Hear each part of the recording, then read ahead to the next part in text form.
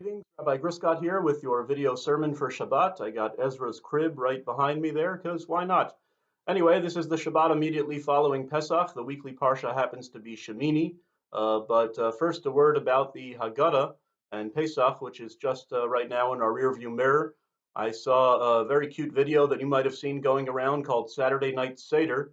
A number of Jewish celebrities and non-Jewish celebrities came together to do a model Seder, and it was for a good cause to raise money for the CDC Emergency Response to Corona Foundation. So I'd encourage you to watch that video.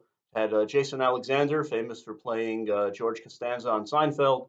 It had Henry Winkler, the Fonz, who I actually saw last year at a Midwest Holocaust event here in Kansas City. And it also had Rachel Brosnahan of Marvelous Mrs. Maisel. She's not actually Jewish herself, but she plays a Jew on TV, right? Anyway, it was a very cute little Seder. It lasted about an hour, and some song and some dance. Now, it started out with them singing a show tune version of Dayenu. So it made me think of one of my all-time favorite Dvar Torahs from the Seder. If you actually look at the text of Dayenu, which means it would have been enough, right? And the song goes that if God had taken us out of Egypt and not split the sea, it would have been enough. And if he had split the sea but not given us the Torah, it would have been enough, and so on and so forth. And there are all these steps until we get to the land of Israel and build the temple. Now, the most mysterious of the Dayenus of all is if God had brought us to Mount Sinai and not given us the Torah. That's one of the Dayenus. If he had brought us to Mount Sinai but not given us the Torah, it would have been enough. So everybody asked, what does that mean? The only purpose of going to Mount Sinai was receiving the Torah. So what would have been achieved?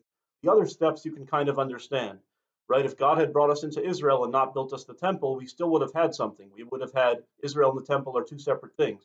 We would have had our national homeland, but we wouldn't have a temple, and that would have been enough. Um, I mean, you could really ask about all the Dayenus. Would it have really been enough, right? I mean, if he took us out of Egypt and didn't split the sea, we would have been killed. But the most mysterious of them all is that one, if you brought us to Mount Sinai and not given us the Torah. So the beautiful answer, which I favor, is that no, at Mount Sinai, what did we achieve? Rashi says, Ke'ish echad b'lev echad. We encamped around the mountain like one person with one heart. We achieved a sense of unity. Just that gathering around the mountain, the sense of unity that we had at the mountain itself was beautiful. And even before receiving the Torah, just the fact that all the Jews were gathered together would have been enough. So, that's especially poignant now that we're not literally gathering together, but we are gathering together virtually, of course. And there's a moment in this week's Parsha.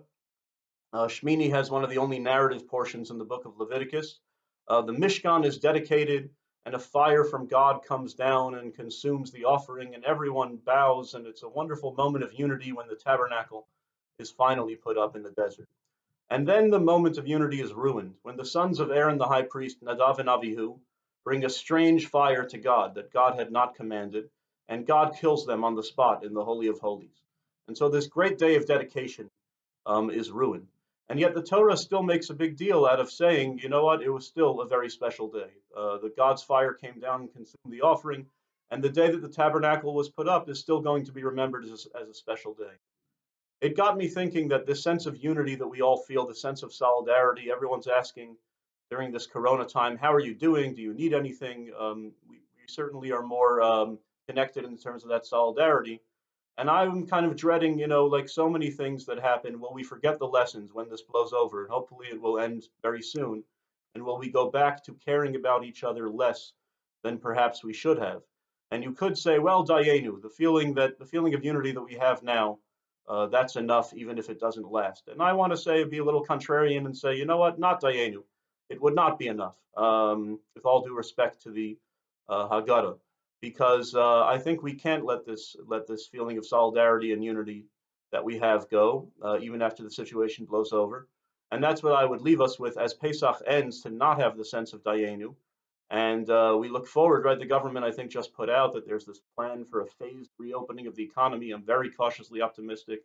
But let's not say Dayenu. Let's not say the sense of solidarity we have now is enough. And let's keep it going, and keep the lessons that we've learned from this situation going long after the situation ends. And with that, I wish you a Shabbat Shalom.